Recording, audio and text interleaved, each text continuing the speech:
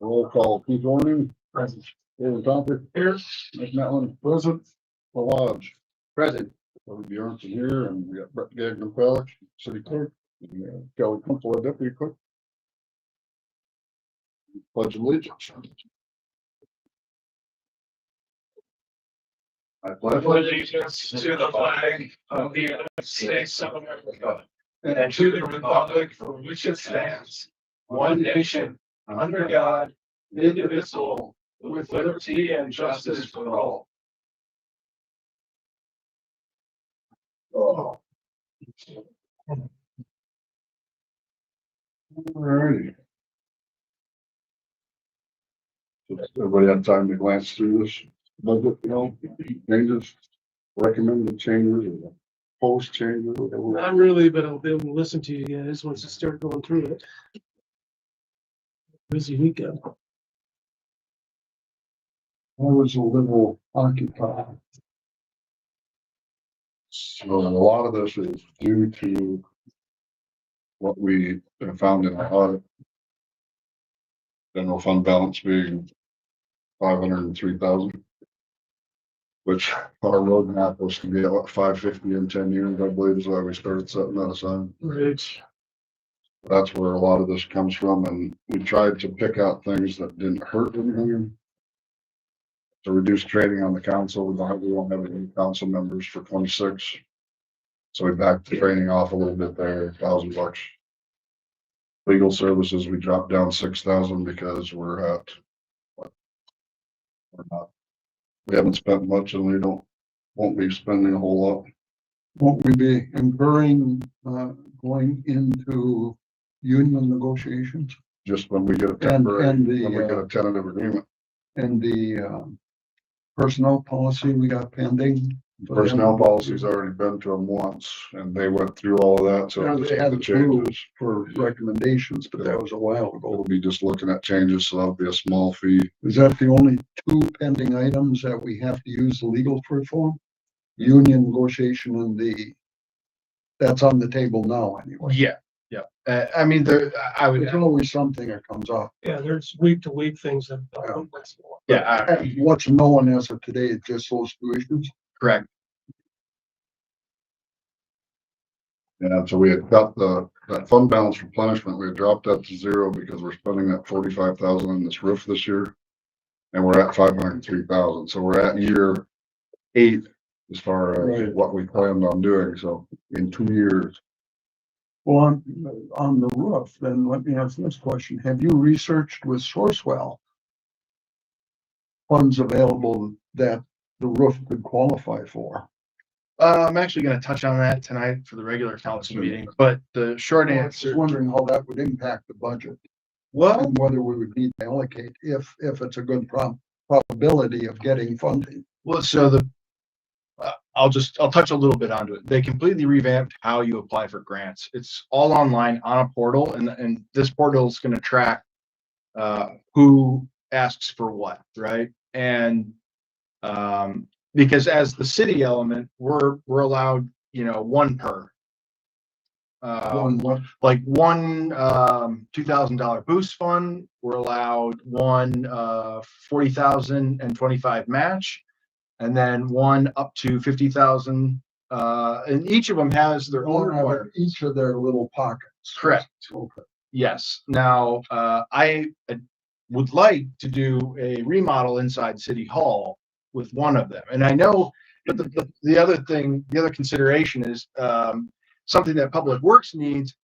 They also fall under the city. They're not their own entity. They're part of the city. They might need something. So I don't want to just tell the council, yeah, this is what I want to do. Not when I don't have a chance to sit down with Ron yet and say like, hey, does the city need this more than a remodel here? Now, on the same side of this, police, fire, and EMS, those are separate entities. They also Get their own. correct. So because the fire department's under here and take up a rather large majority, they could potentially be the ones that request and get funding from. And honestly, when the time comes, this is something I'll talk to Sourcewell about directly and just ask them like, how would you like this to read? And we're trying to get them to show up here, kind of give a presentation too. Yeah. Is that Heather Van Deen or something like that? Is that her name? Yes, we have our new rep. She was recently hired. I have a lunch with her, I think, in a week to meet with her. I also am gonna, again, ask her to come here. They didn't want to come here yet because their fiscal year still hasn't ended. It's like tomorrow is when everything goes live at 8 a.m. So, and I mean, honestly, I was just there last week and they were still working through some things. And that's why I don't have like the grant handout for the council, is because it's just not ready yet. So we don't know about the roof, so prudence would say leave it in then. Well, yeah, I don't want to do any kind of remodeling in here until that roof's done, because if we end up with a leak and ruin everything inside. No. Well, the other thing to keep in mind too is based on last year, I know you said they revamped everything, but just the things I was reading, what they're funding, there was a lot of infrastructure projects they were helping with, which is what would probably fall under. So if we focus on that, I don't know what this, the Public Works needs down, and we just put a new roof on there, new lighting, fix the concrete. So if I was to direct priorities, I would put it on this structure right here. And one of those pots is specifically for city infrastructure. And I know that one of our lift stations having a tough time. Those aren't cheap, and so that's one of those things I wanted to talk to Ron about. I think a working lift station versus the facelift here. But again, this is only socializing, nothing. I think a roof is more important than a Yeah. remodel right now. Yeah, That's primary, that's primary is the roof. I like the lift station. That's a really It's critical important piece. one too. Must be the one by your house that was having problems. Yeah, they've been down there a few times. The warning light has been on a few mornings when I left for work early. So there's something going on down there, but Yes, sir. Then we left computer services alone. Fire department, I suggested dropping 10 on there because we went from 30 to 70. That was a awful huge jump. And then knowing that from Sourcewell, they're a separate entity that can grab some funds. If they reach out, and if it's all portal now, if it's all online, it should be pretty easy to reach out. It is. They're going to have their own accounts that they'll be able to set up, and then I will be privy to those so I can see what's going on. So they still got a 30,000 increase in their budget as far as on that capital outlay. That was bumped up primarily because of turnout gear, wasn't it? Yeah, I believe that was the case, and that's what I don't know if they've gotten anywhere with the grant writer yet or not. I don't remember it. I know there was like 4 of them they were gonna. Yeah. Have you heard anything, Keith? No, we talked about it in our June's meeting Right. and they were, Where's so the fire we haven't department meeting? You haven't heard anything? heard anything back from any of the grant writers. And then for that beach part-time salaries, I ran it at $20 an hour for 9 weeks for 3 people, and it comes up to 21,600. So with the extra stuff, I figured about 25, and we only have 2, so hopefully next year we have 3. I'm hoping, so that we can cover more. Those jobs are still open too. I think we just had someone apply, but I have to talk to Brian to. are we staffing that on the weekends, Saturdays and Sundays? No, it's just No. Monday through We've Friday. only got the 2 people, and she's doing swim lessons, half the day at least, Monday through Friday. It just seems like the busy times are Saturday and Sunday, so why would you not have somebody there? There might have to be an adjustment there as far as taking Monday, maybe have it Monday and Tuesday. Just her doing her lessons and no actual lifeguard on duty. I mean, it's just That how wouldn't you make deploy sense. your assets, because if you're there through the week and there's 15 kids on the beach, the weekends there's 50. And that raft has really been popular. And I live on the other side of the lake, and I'll pan over there once in a while, and there's kids all over the place on that. No, we would assume that. I'm just curious though, like, do we know that to be the fact? Because that the weekends are busy, like one would say, rule of thumb. However, this community, there are a lot of stay-at-home moms who they're home during the week. They know that, hey, the weekend might be busy with out-of-towners. They're taking all their kids down there on a Tuesday afternoon, on a Wednesday, Thursday. And so I'm just curious, I'm not saying you're wrong, because if I had to pick one, I would agree, weekends are gonna be busier. But I'm just curious if we've ever just did a quick little study, like study this next week, ask the lifeguard, and just take a little head count. I'm curious as to say what really is the true picture Yeah. for the community of Monaga. It might be more that they're busy during the week. Well, and Oh, I would question that, because I pontoon around here, and my observations are, I would say it's busier on Saturdays than any other day of the week. Yeah, Sure. the evenings, during the week, it's the evenings, afternoons, evenings, and then Saturdays and Sundays, that beach is I packed. would agree with what Derwin is saying. I think we need to proactively manage our resource of the lifeguard to provide the coverage when it's really needed. Like 4th of July, we didn't have coverage at the beach. And, it could have been arranged where, okay, you got this day off, say Tuesday off instead, but we need you here on the 4th because the beach is so busy. And same thing on the weekend. I know this past weekend, I had my granddaughters in addition to everything else going on, and took them to the beach swimming, and that beach was crowded. It was packed, no lifeguard on duty, yet we knew it was midsummer. We knew it would be busy, and we could have proactively managed that resource. well, in order to have, in my mind, in order to have weekend coverage all the time, we would need another lifeguard though. Cause you can't, I don't think you're gonna find a young kid that's Right. gonna wanna work every weekend. Right. Yeah, And if I the agree. instructor can't give instructions 5 days a week and then work weekends. Right. So, I was just gonna say that even in light of mandating, or making sure reallocating our resources, making sure the weekends covered, the holidays are covered, midsummer's covered, but you're talking about potentially high school students at a part-time job in the summer. If we start getting too heavy with, hey, you need to be here on the 4th of July because it's busy, you need to be here on midsummer, they're gonna be like, I'm busy. And then we're gonna lose lifeguards because it's too strong of a push. Well, I don't think we're gonna know that answer, Bill, until we ask the question.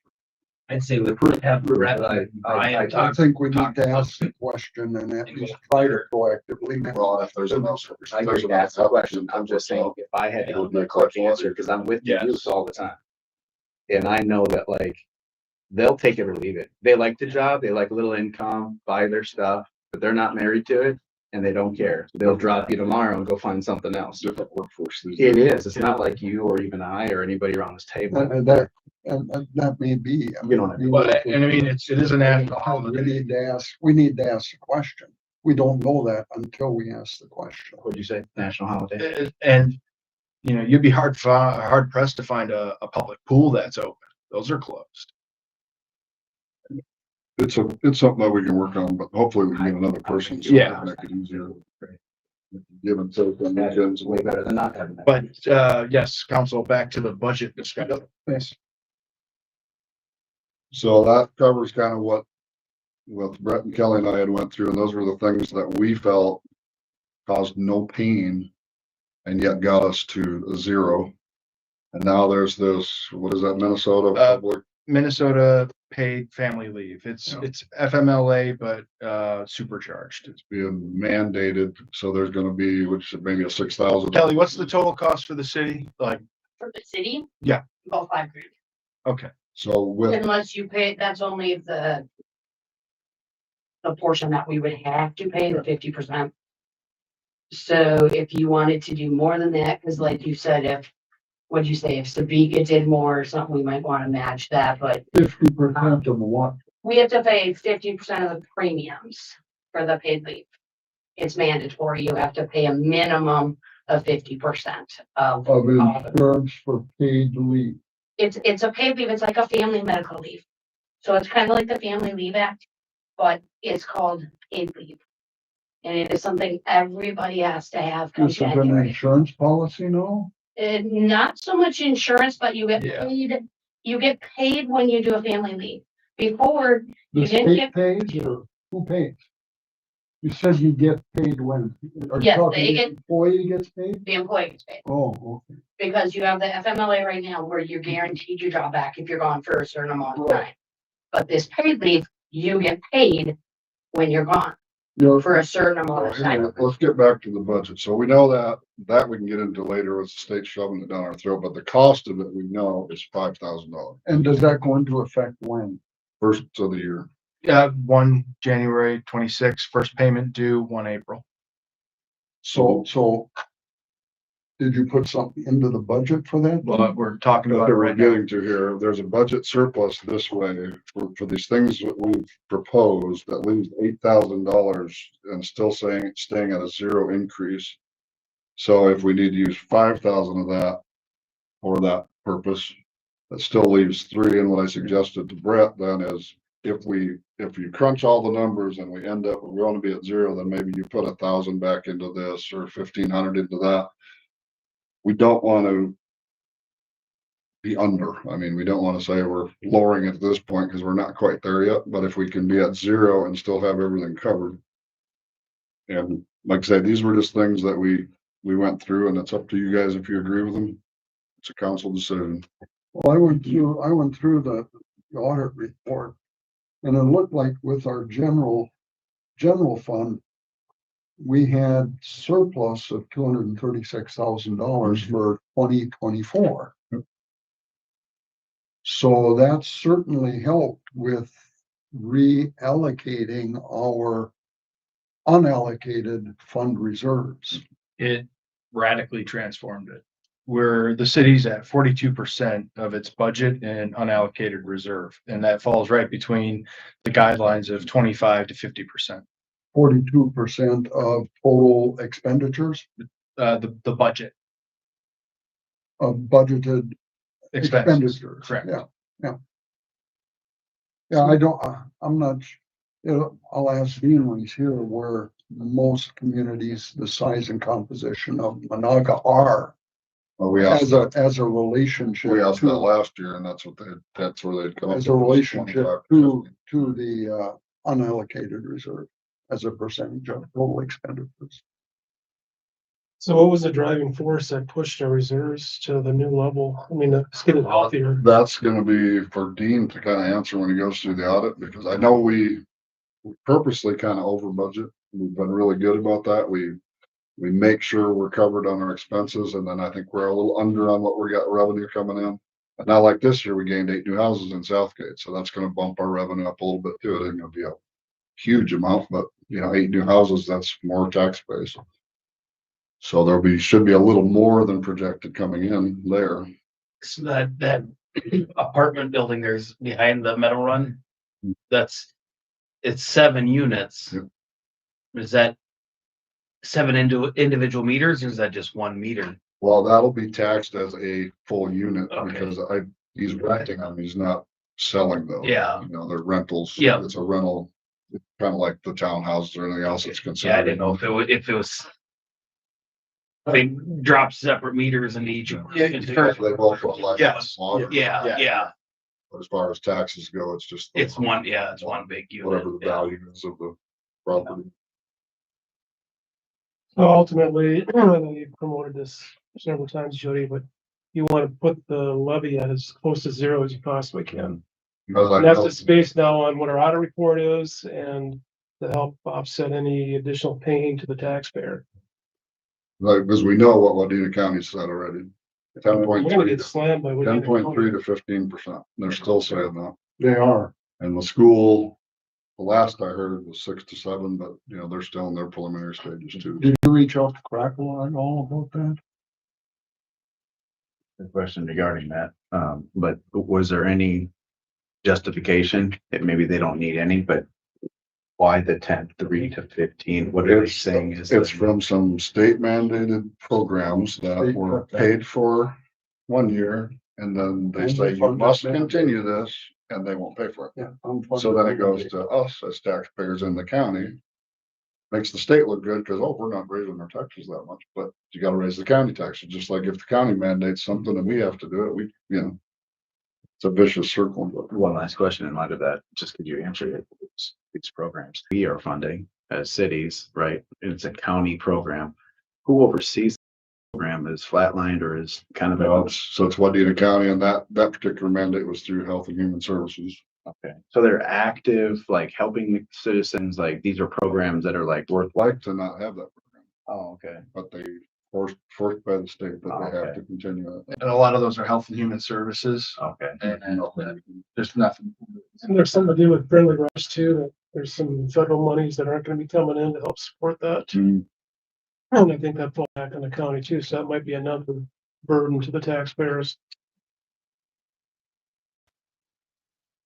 Well, that's the gist of what we are proposing. Let's do everything. I think you guys did a good job on this. Yeah. The only thing I would say is, based on inflationary pressures that we've kind of went through a high inflation, things are kind of retreated back, but let's say inflation is 3%, you know, costs are going up, replacement parts are going up, labor costs are going up. You know, I'm not an advocate of raising taxes, I'm with you, but is that prudent to not to keep our eyes on the future to make sure we can keep building that reserve? Or not? We did budget some of that in. We budgeted in pay increase. We budgeted in Okay. possibilities of other So you've stuff actually- going up. Took notice of that, so it's a part of. So we're, you know, you can't say that we're absolutely positive every penny's covered, but we took a good look at that and it's in the budget. I was surprised. I'm a little surprised. I was right now, surprised. too. I mean, it was like. No, remind me, Brett, when you put your pro forma budget together for employee salaries, city employee salaries, you used a 3%, was it? A flat three, Flat 3.0, No, that was last year. This year, it's 3.0, right? 3.0. That's Okay, what I'm recommending to the council. 3.0, it's locked in. Hey, we got our bone last year. Salaries, wages look really good. So 3% is all it needs. Well, another thing that helped this is our LGA did not get cut Yes. out of that legislative session. They did not cut our LGA. And I believe nursing homes were also left Yeah, unaffected. they didn't. That's Good. more stuff either, so. That's good news. Yes. Very good news. Otherwise, there's no way we could have. Takes a little bit of burden off of Laura for if they did, you know, they didn't cut that stuff, so. It's good.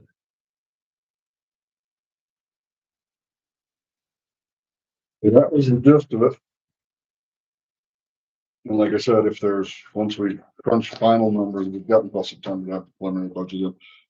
But once we actually look at, okay, this was the levy last year, this is what it's gonna be this year. We will, like I said, we can throw 1,000 back into this or that. Keep things moving in the right direction. I know we have a fire committee meeting coming up in August, and I think we need to flush out where we stand with that turnout year as well. I know they have money in the bank, but you don't want to deplete that whole fund just to cover one item. No way. Well, you'll have to start figuring your fire contracts too. Now that we pretty much have a budget set for the fire. So that'll give you the tools you need to budget that out. And I know I was reaching out to Brett today related to the parent thing, you know, what type of impact that'll have on, you know. And I guess you guys come to the conclusion it won't have any significant impact on our contribution towards para if in fact that goes down that path, right? And the relationship really is changing from them managing it to the state managing I it. As far as understand. contributions, no change. No change, okay. Nope. Well, and they saved the audit, Say again? they saved the audit. I They think, ought to be, and they get $21,000 bonus when they switch over. For $1,000 per firefighter. I know he's gonna address that at the regular meeting based on. in the resolution, the contribution, I left it blank. It was 2,000 last year. And the reason why I left it blank is because I don't want what happened last year to happen this year, where the fire department came in and said, hey, raise our contribution. Council voted and motioned for it on the spot. That kind of a surprise. So no surprise here. In Greenwood Connection, we have them down for 25,000 in the 25 budget, 26 budget, or 26 budget, I mean. 55 of them. On the revenue side, Yeah. Well, it's 25, but maybe not.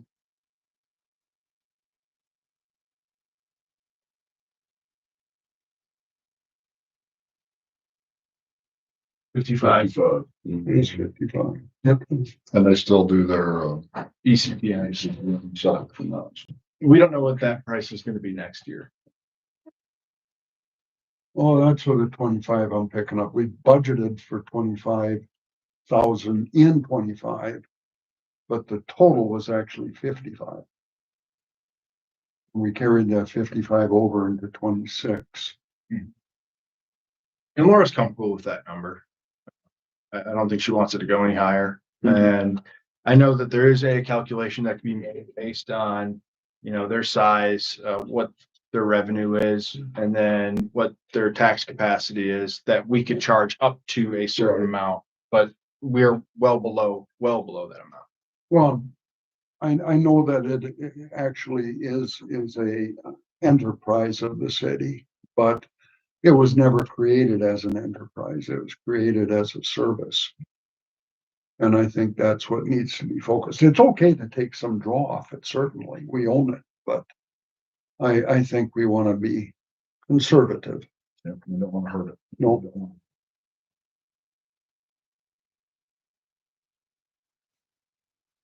Does anybody have any issues with what we're proposing? no, I think you guys did a good job. I think it's, they're good.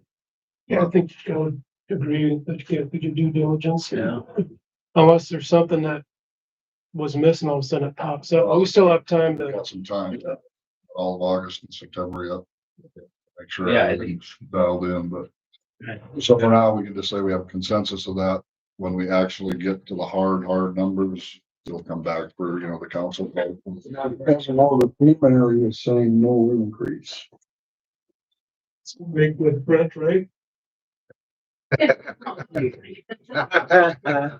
Big bold letters. That's the case, we can call for adjournment of this meeting. Somebody will make a motion. A second. All in favor, say aye. Aye. Both same sign.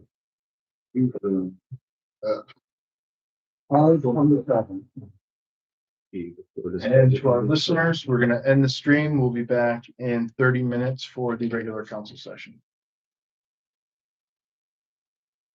Most